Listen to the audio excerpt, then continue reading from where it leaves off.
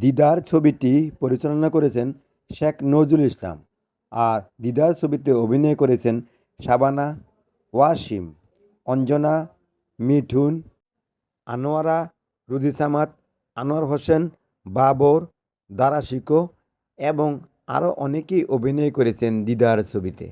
দিদার ছবির গল্পের শুরুতে দেখা যায় আফতাবউদ্দিন চৌধুরী তার মিসেস চৌধুরীকে বলতেছে, আচ্ছা বেগম, আমাদের তো মনে হয় আর কোনো ছেলে সন্তান আল্লাহ তাআলা আমাদের দান করবে না, তো একটা কাজ করলে কেমন হয়? তখন মিসেস চৌধুরী বলে, কি কাজ তাহলে বলো শুনি। কাজটা হলো কি, চলো আমরা একটি ছেলে অথবা মেয়ে দত্তক আনি এতিমখানা থেকে। আমার মনে হয় তাহলে আমাদের আর কেউই বন্দা বা আট করে বলতে পারবে না। তখন মিসেস চৌধুরী বলে, এটা তোমার মিথ্যে এবং ভুল ধারণা। কারণ আমরা যদি কোনো সন্তান দত্তক বা পালক এতিমখানা থেকে আনি তাহলে সবাই কিন্তু গ্রামের মানুষ বলবে, চৌধুরী সাহেব আটকুরা বলে একটি ছেলে পালক এনেছে এতিমখানা থেকে। আমাদের কিন্তু এই কথাটাই বলবে।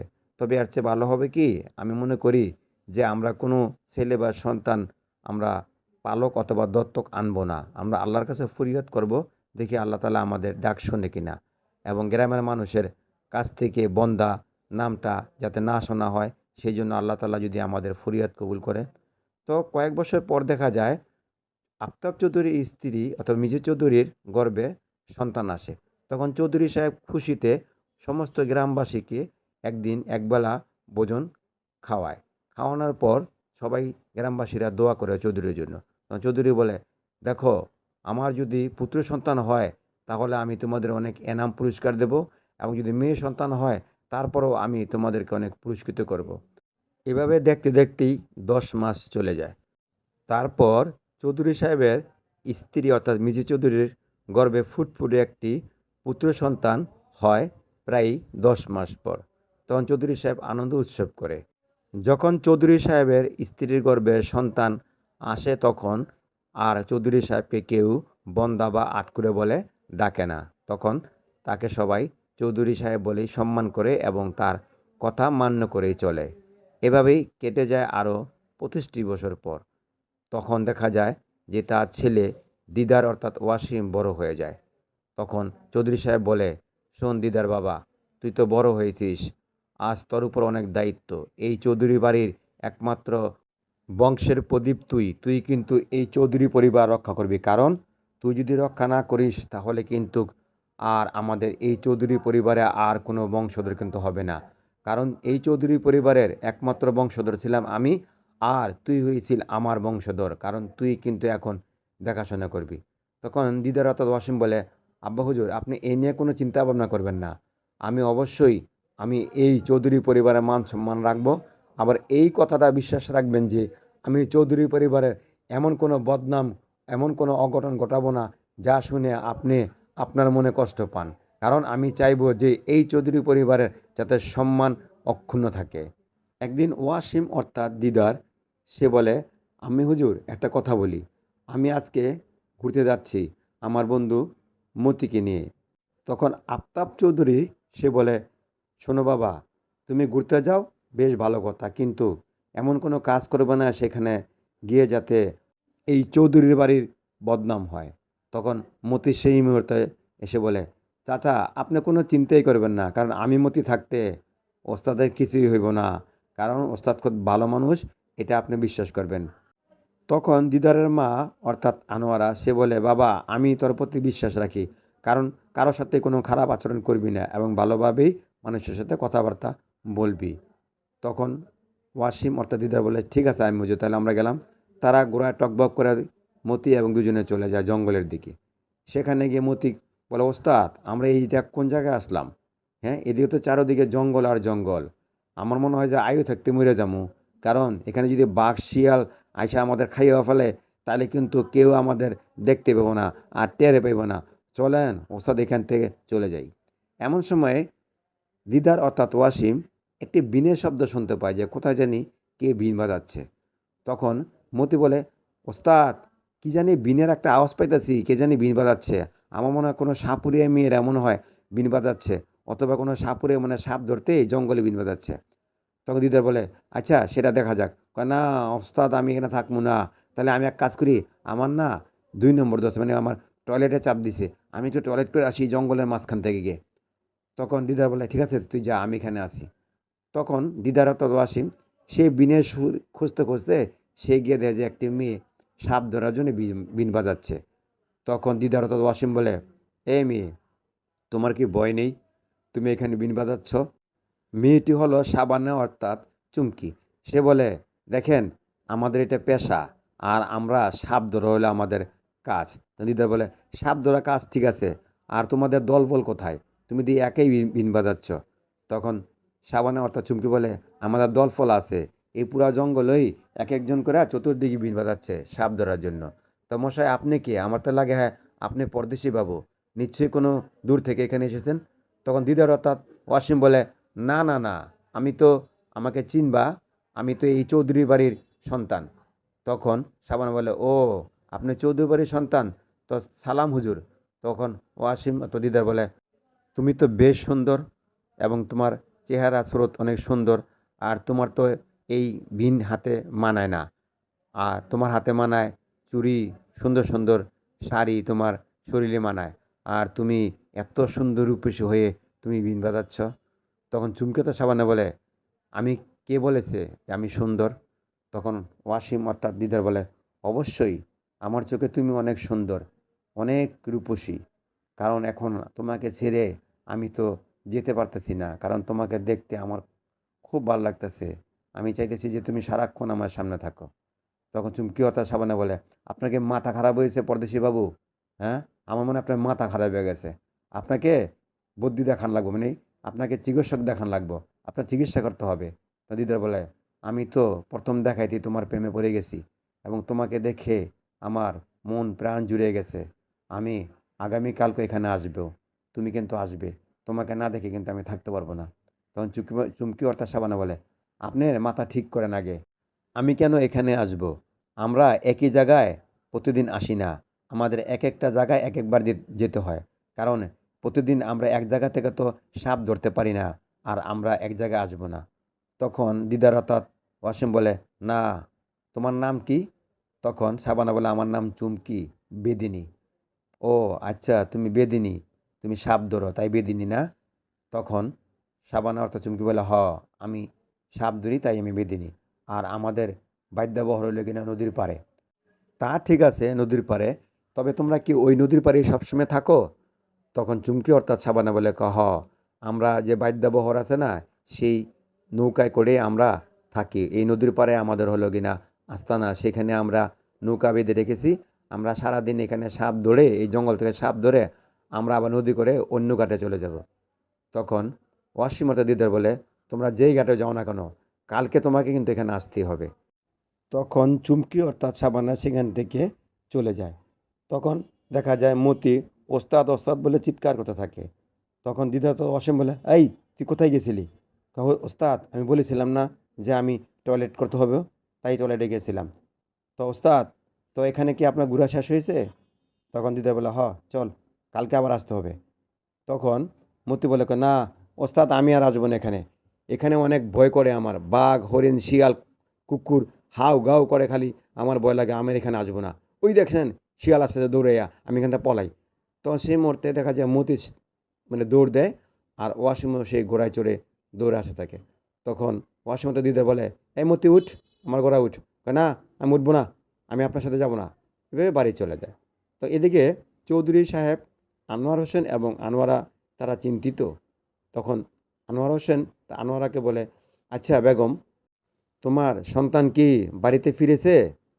তখন চৌধুরী অর্থাৎ মিসেস চৌধুরী বলে, কয় না এখনও আসেনি। সে মুহূর্তেই দিদার বলে, আব্বু হুজুর এই যে আমি এসে পড়েছি। তখন চৌধুরী সাহেব বলে, কি বাবা কোথায় গিয়েছিলি? ওর মতি বলে, তখন মতি বলে, হুজুর ওস্তাদ জঙ্গলে গিয়েছিল, সে বাঘ হরিণ সিংহ দেখতে, তার নাকি বাঘ হরিণ সিংহ দেখার শখ। তখন আনোয়ারা বলে, বাবা না, জঙ্গলে যেও না, বনে যেও না, কারণ যেই কোনো মুহূর্তে কিন্তু তোমার বিপদ ঘটতে পারে। তো এর পরের দিনও দেখা যায় দিদার আর মতি সেখানে চলে যায়, কিন্তু চলে যাওয়ার পর আর চুমকি অর্থাৎ সাবানাকে দেখতে পায় না। না দেখতে পেয়ে দিদার চলে যায় সেই নদীর পাড়ে। সেখানে গিয়ে দেখে যে কয়েকটি নৌকা বাঁধানো আছে। তো সেখানে ঘুরতে ঘুরতে যায়। এমন সময় দেখা যায় চুমকির চাচাতো ভাই সে বাবর এসে বলে, আপনি কেন এখানে এসেছেন?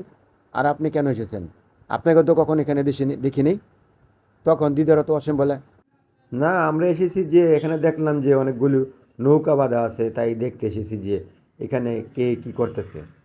তখন এমন সময় দাঁড়া শিখে বলে, আরে চৌধুরী সাহেব আপনি? তখন দিদারত অসীম বলে, আপনি কি আমাকে চিনেন? তখন দাঁড়া শিখে বলে, অবশ্যই চিনি, কারণ আপনার আব্বা হুজুরই তো আমাদের এখানে নৌকা বাঁধার রায় দিয়েছে, তাই আমরা এখানে বেঁধে রেখেছি। তখন সেই মুহূর্তেই বাবর এসে বলে, ও আপনি তাহলে চৌধুরী সাহেবের ছেলে, ছোট চৌধুরী সাহেব? তখন দিদা বলে, হ, আমি পরিচয়টা গোপন রেখেছিলাম। তো মতুল বলে, উস্তাদ আপনি এখানে তো নিরাপদ না, ওরা কিন্তু সাপ নিয়ে খেলাধুলা করে, যে কোনো সময় যদি একটা সাপ ছেড়ে দেয় না অথবা ছুটে আসে না, তাহলে কিন্তু আপনাকে কিন্তু সবল দিয়ে কিন্তু শেষ করে ফেলবে। তখন দিদা বলে, আরে না, এটা কোনো সমস্যা না, আর এটা ওরা করবেও না। এমন সময় চুমকে এসে বলে, আরে পরদেশি বাবু আপনি এখানে? তখন দিদার বলে, আমি বলেছিলাম না আমি খুঁজে তোমাকে বের করবই। তখন চুমকি বলে, আস্তে কথা বলেন, যদি আমার ভাইয়া শুনতে পায় না তাহলে কিন্তু আমাকে মারবে এবং আপনাকেও মারবে। এমন কি হতে পারে যে আপনার বিপদও হতে পারে, আর আপনার জান নিয়ে এখান থেকে ফিরে যেতে পারবেন না। তখন দারাশিকে বলে, কিরে মা, তুই কি ওনাকে চিনিস?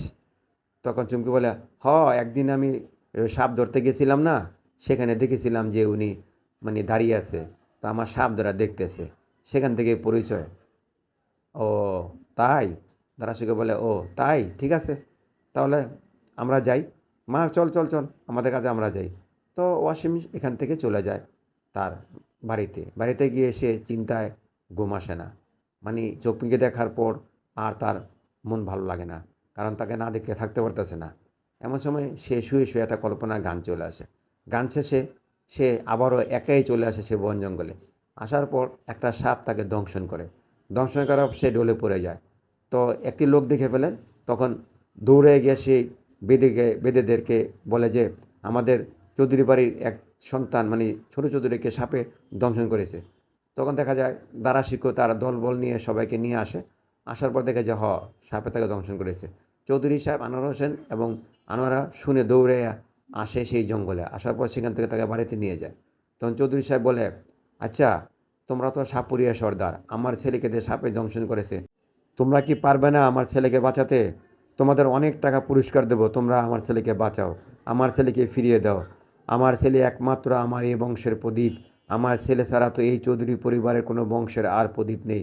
তোমাদের হাতে ধরে তোমাদের পায়ে পড়ে আমি চৌধুরী হয়ে বলছি, তোমাদের আমি আশ্রয় দিয়েছি, তোমাদের আমি ঠিকানা করেছি, তোমরা থাকার জন্য আশ্রয় দিয়েছি, আমার ছেলেকে সাপে দংশন করেছে, তোমরা আমার ছেলেকে বাঁচাও। তখন দারাশিকো বলে, দেখেন হুজুর, যে সাপে দংশন করেছে আপনার ছেলেকে, এমন সাপের বিষ আনতে গেলে আমাদের অনেক কষ্ট করতে হয়, এমনকি আমাদের জীবনে চলে যেতে পারে। তখন সেই মুহূর্তে বলে আনোয়ারা যে যেভাবেই পারো না কেন তোমরা আমার ছেলেকে বাঁচাও। তখন দারাশিকো বলে, আমাদের এই বিন বাজানোর মতো সাহস শক্তি কারো নেই। তখন চুমকাতা সাবানা বলে, কাব্য হুজুর আপনি আদেশ করেন, আমাকে আশীর্বাদ করেন, আমি বিন বাজাবো। ওই সাপকে আমি কাল সাপকে এখানে আমি আমার বিনের সুরে আমি তাকে টেনে এনে এই চৌধুরী সাহেবের ছোট চৌধুরী সাহেবের বিষ মুক্ত করব ইনশাল্লাহ। তখন তারা শিখে বলে, না আমি এ আদেশ কখনো করতে পারি না, কারণ আমি পিতা হয়ে কখনো সন্তানের মৃত্যু কামনা করতে পারি না, আর আমি পিতা হয়ে কখনোই আমার বুকটা খালি করতে পারবো না। তুই যদি বিন বাজাতে বাজাতে ব্যর্থ হয়ে যাস, তাহলে তোর নাক মুখ দিয়ে রক্ত আসবে, হ্যাঁ লালা পড়ে যাবে, তখন তুই মারা যাবি। আমি চাই না যে একজনকে বাঁচাতে গিয়ে আরেকজন মারা যাক।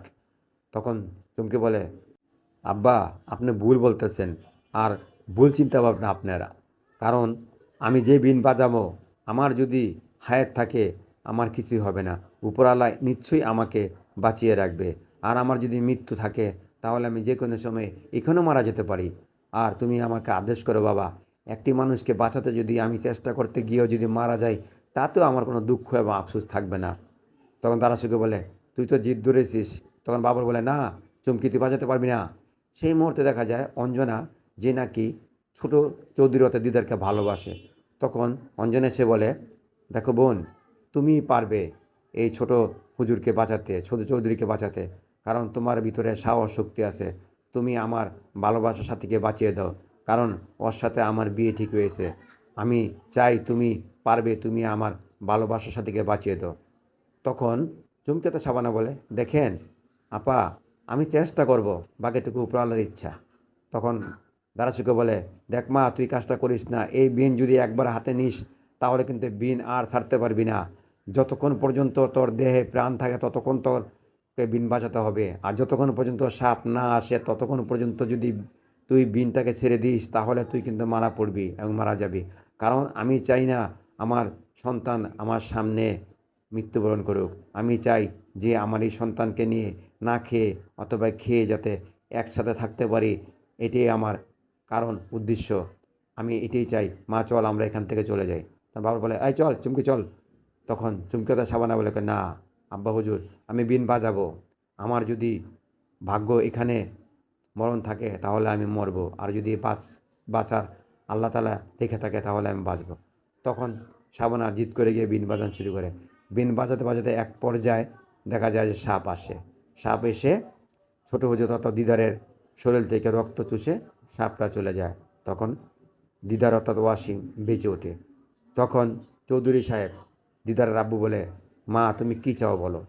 তখন চুমকি অর্থাৎ সাবানা বলে, আজ আমি আপনার কাছে কিছুই চাইবো না, যেদিন চাইবো সেদিন আপনি আমাকে দিবেন তো। তখন আনোয়ারা বলে, হ মা, তুমি যেদিন চাবে সেদিনে আমি তোমাকে যা চাইবে, তুমি যা চাইবে আমি তোমাকে তাই দেব, কারণ তুমি আমার ছেলের জীবন বাঁচিয়েছ, তুমি আমার ছেলের জীবনদাতা। না আম্মা, আপনি ভুল বলতেছেন, আপনার ছেলের জীবনদাতা একমাত্র উপরওয়ালা, আমি শুধুমাত্র উসিলা মাত্র। আমি তো শুধু উসিলা করেছি, আমি শুধু বিন বাজিয়েছি, আর জীবন দিয়েছে কে? একমাত্র উপরওয়ালা আল্লাহ তাআলা। আপনার ছেলে জীবন ফিরিয়ে দিয়েছে, আমি তো শুধুমাত্র উসিলা। তবে আমরা আসি। তারপরও অনেক পুরস্কার দিয়ে তাদেরকে বিদায় করে। তো এদিকে বাবর একদিন দারাসুকে বলে, শোনেন সর্দার, আমি একটা কথা বলি, আপনি তো বলেছিলেন যে চুমকিকে আমার সাথে তুলে দিবেন, আমার সাথে বিয়ে দিবেন, তো দেন আমার সাথে এখন চুমকির বিয়ে দেন। তখন দারাসুকে বলে, আমি তো তোকে বলেছিলাম যে চুমকিকে তোর হাতে তুলে দেবো, এখনও সময় আসেনি, আমাদের সময় আসুক তখন অবশ্যই তোর হাতে তুলে দেবো, কারণ তুই তো হবি আমার মৃত্যুর পরে সর্দার। আর তুই এত ব্যস্ত হয়েছিস কেন? ব্যস্ত হওয়ার তো কোনো কারণ নেই। আর চুমকি তো পালিয়ে যাচ্ছে না, চুমকিকে তো অন্য কারো কাছে বিয়ে দিচ্ছি না, চুমকি তো আমার মেয়ে, আমার মেয়েকে তো আমার হুকুম ছাড়া তো বিয়ে কেউ করে নিতে পারবে না, কারণ আমার মেয়েকে তো আমিই বিয়ে দেবো। আর আমি তোকে বলেছিলাম যে আমার পর তুই সর্দার হবি, সর্দার হয়ে এবং আমার মেয়েকে তোর হাতে তুলে দেবো, তুই এত ব্যস্ত হয়েছিস কেন?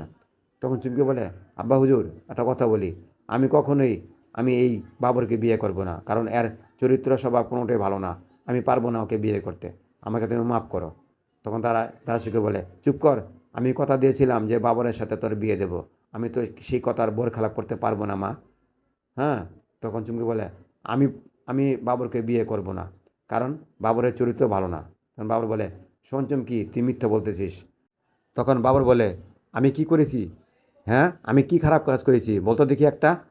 তখন চুমকাতা সাবানা বলে, কেন, তুমি জরিনাকে ধরে জঙ্গলে নিয়ে যাও নেই? জরিনা চিৎকার করে নেই? তখন বাঁচিয়েছিল কে? হ্যাঁ, ওই চৌধুরী সাহেব এর ছেলে, ছোট চৌধুরী তো বাঁচিয়েছিল জরিনাকে তোমার হাত থেকে।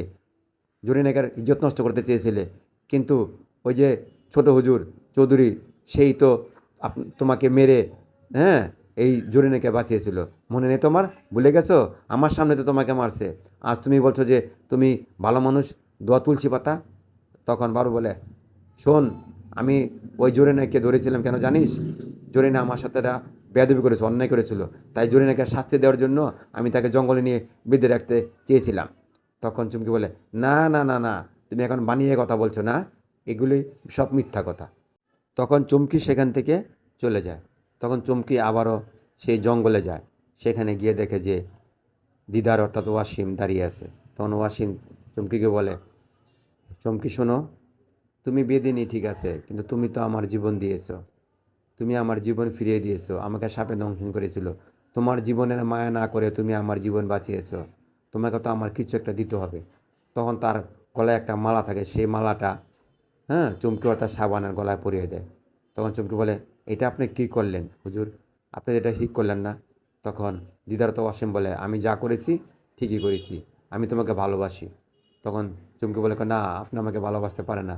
আম- আমি হলাম সামান্য বেদিনী, আর আপনি হলেন গিয়ে চৌধুরীর একমাত্র সন্তান, মানে এলাকার জমিদার।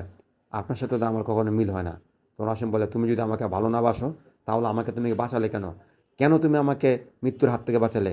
কেন তোমার জীবনের বিনিময়ে তুমি আমাকে বাঁচালে? কেন? কেন? প্রশ্ন উত্তর দাও।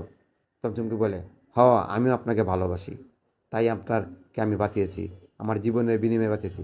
কিন্তু চৌধুরী সাহেব, একটা কথা বলি, আপনারা তো অনেক সময় দেখা যায় বড় লোকটা গরিবদের সাথে প্রেমের খেলা করে একসময় চলে যায়, তাদেরকে লাথি মেরে ফেলে। আপনিও কি সেই পর্যায়ে আমাকে করবেন?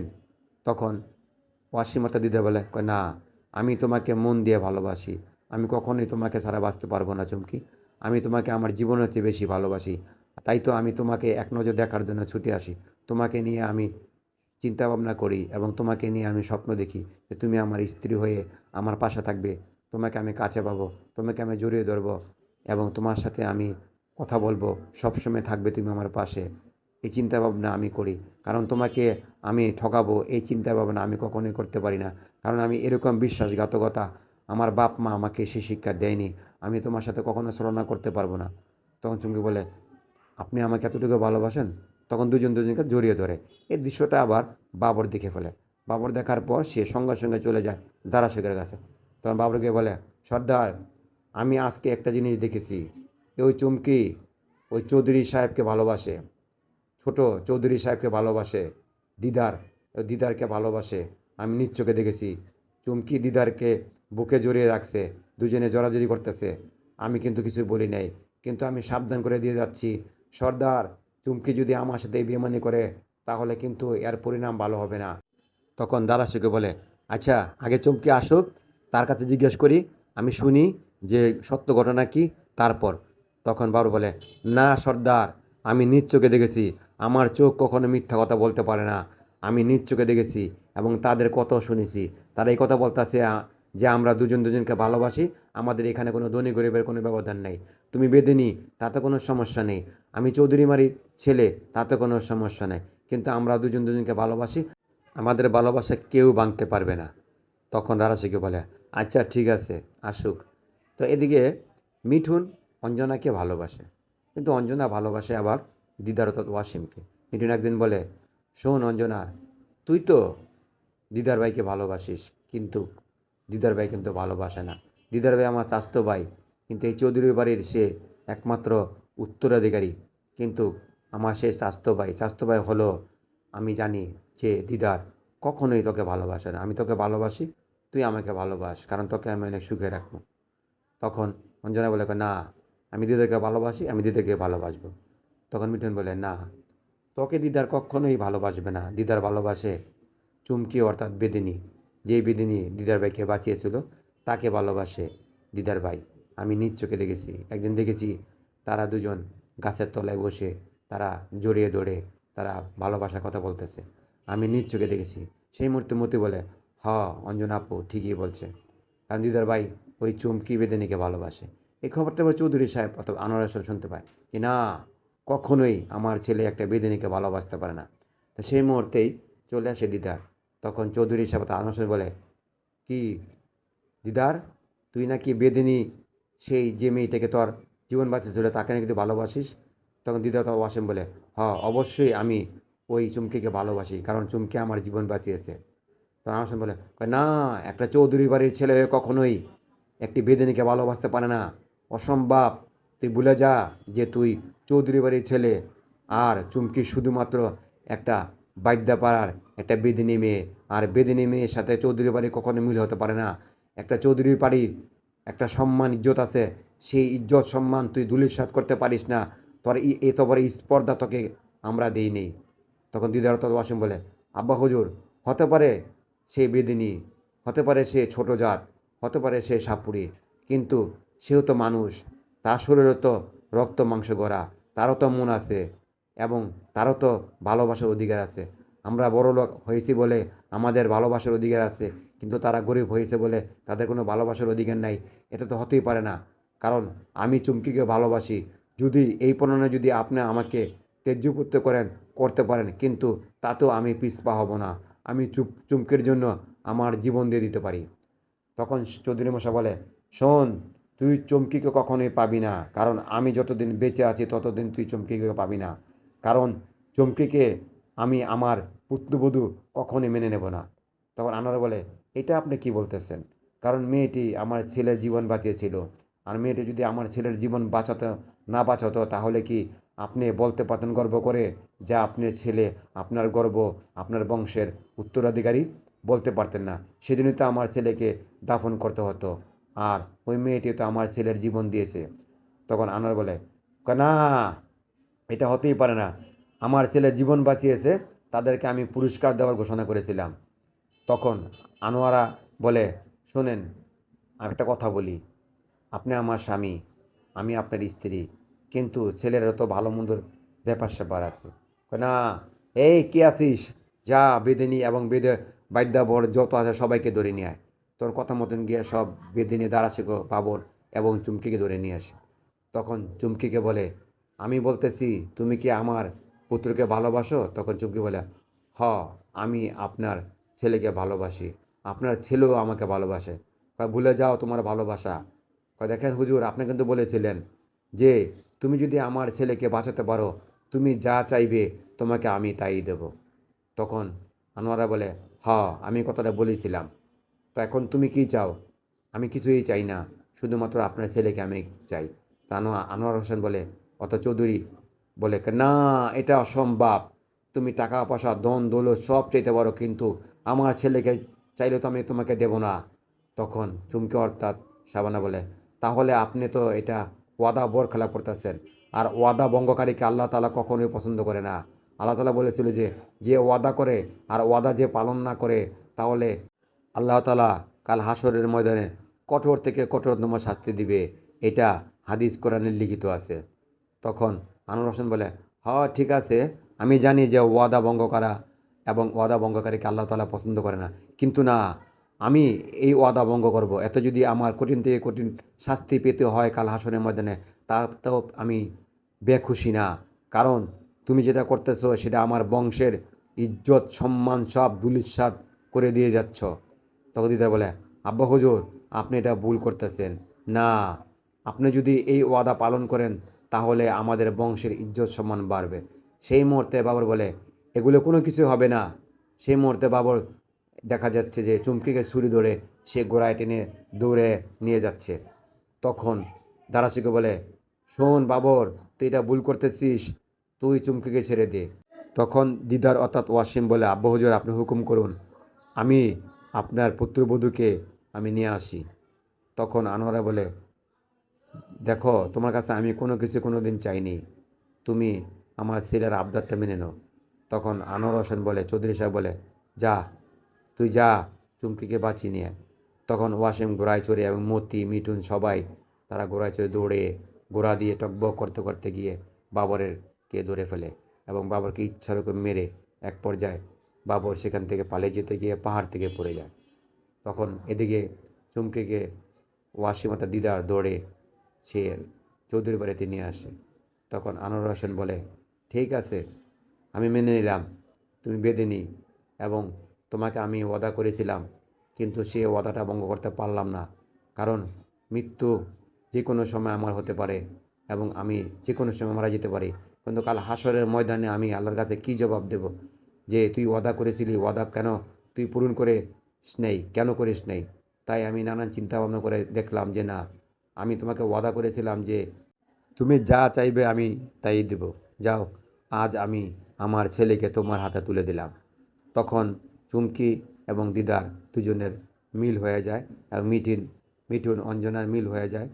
এভাবে সবাই মিলে যায় এবং দারাশিকও বলে, ঠিক আছে, আমি আমার মেয়েকে আপনাদের চৌধুরী বাড়িতে দিয়ে গেলাম, আমরা তো বেদে জাত, আমরা তো কোনো দিন বাড়িতে থাকতে পারি না, আমাদের বেদে এবং নৌকা বহরে আমাদের জীবন, তা আমরা চলে গেলাম, আমার মেয়েকে দেখে রাখবেন।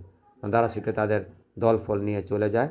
আর এদিকে চুমকতা শাবানা দিদারের সাথে তাদের বাড়িতে থেকে যায় এবং পরিচালক এখানে দিদার ছবিটি সমাপ্ত করে।